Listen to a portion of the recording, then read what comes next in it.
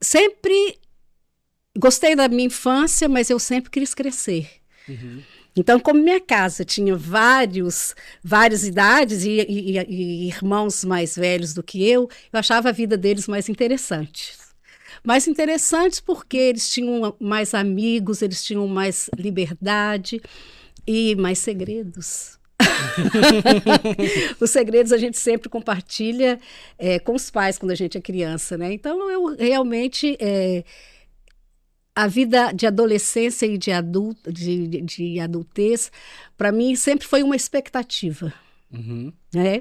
E com isso, eu gostava muito de conversar, e as pessoas às vezes me procuravam para pedir conselhos. Então, desde cedo, eu sabia que eu era da área psi. Né? Uhum. Mas eu me casei também, para hoje é cedo. Eu me casei com 23 anos Sim. e vim aqui para o estado. E lá eu fazia psicologia. Uhum. Aí eu cheguei aqui, tudo novo, um pessoal diferente, menos mineiro, né? Vamos colocar assim. E que a gente sabe o que isso significa. Bem, então eu fui fazer psicologia analítica. Psicologia analítica, para quem não sabe, é uma abordagem do Carl Gustav Jung. Ela trata de inconsciente coletivo, de arquétipos. Não é? Então, eu fiz uma formação em psicologia analítica, uma das poucas que houveram aqui no estado. Né? Mas, para se saber Jung, tem que se saber Freud. E aí mudou de especialização. Aí... Sim, aí fui caminhando, cheguei a fazer estágio, me envolvi muito. E Jung tem assim, alguns marcos bem importantes na minha vida, algumas transformações. Não é? Porque o analista, mesmo junguiano, qualquer pessoa da área psi, da psicologia, do TCC, a gente precisa de fazer terapia. Então, eu fiz também terapia junguiana. Mas chegou um ponto que Freud me chamou. E como é que foi esse encontro com Freud e essa nova forma de ver a psique humana?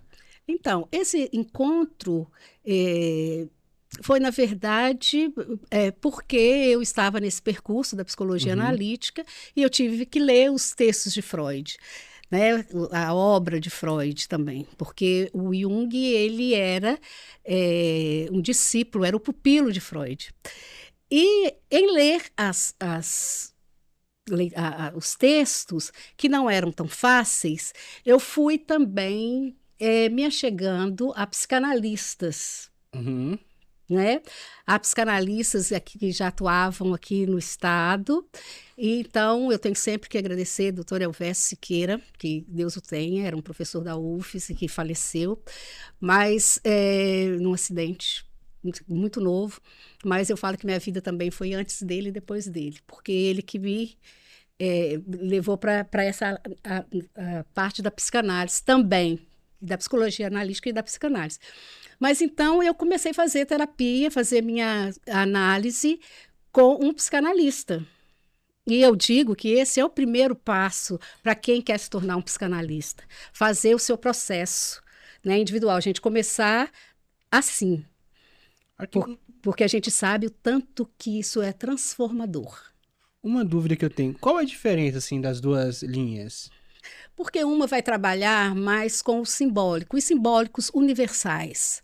Tá? Vamos colocar assim. Que é o inconsciente coletivo, né? Então, simbólicos universais, que é importante também, tá? Já a psicanálise, ela trabalha mais com a questão das singularidades, né? E da linguagem, vamos colocar assim. Esse inconsciente, para o Lacan, o inconsciente se estrutura enquanto linguagem. Que essa linguagem, eu não quero ser muito técnica, né, porque pode ficar mais difícil, mas essa linguagem ela é cheia de significantes. O que significa para cada pessoa é diferente. O que significa para mim, significa para você. Embora a gente está vendo que aqui tem um copo com água. Né? A minha sede está maior, a sua está menor. Isso tudo está, de alguma forma, relacionado com o agir, com o comportamento, com o viver daquele sujeito. Então, a singularidade, quem você é, a sua subjetividade. Isso no Lacan. Isso no Lacan, no Freud também um pouco. E qual a principal diferença do Freud, assim, que é uma característica da psicanálise, assim, que Freud traz? A gente vai ter várias diferenças, né? Para Freud, o inconsciente, ele é tudo que a gente realmente não tem, né? Domínio, não tem consciência. O Lacan, ele aproveitou muito do Freud, Uhum. né? A gente pode falar que a gente tem 3 Lacans. Um que ele faz uma releitura de Freud, outro que ele começa a trabalhar e lidar com a pulsão de morte de uma outra forma, né? Que é Para Além do Princípio do Prazer, um texto que ele escreveu em 1920. Não quero falar muito disso assim, mas enfim. E a partir daí, vamos colocar que Lacan, ele usou da antropologia, né, também da linguística, Uhum. né, e de Freud para solidificar os seus conceitos, sabendo que todo teórico ele é um sujeito datado. O que quer dizer isso? Ele viveu numa época com alguns fenômenos da época e nós, psicanalistas hoje, nós precisamos de olhar ao nosso redor, pegar tudo que esses teóricos colocaram, né? E a gente fazer a nossa releitura. Entender o contexto, né? O contexto é muito importante para poder conseguir lidar, né, com as questões. Exatamente. Porque os sintomas mudam, as pessoas mudam, né? Se você for pensar a diferença, não só tecnológica, mas o que nos aconteceu depois da pandemia, Nossa, realmente o mundo é outro, né? o mundo é outro. O luto depois da pandemia é bem diferente. O sentimento de luto, quem nasceu depois da pandemia nasce com energia diferente. As coisas meio realmente... Sim. Foi algo coletivo que impactou, assim, o mundo inteiro, né? A forma, né, de viver o luto, hoje as pessoas precisam acelerar esse processo e isso tem muitas perdas, né?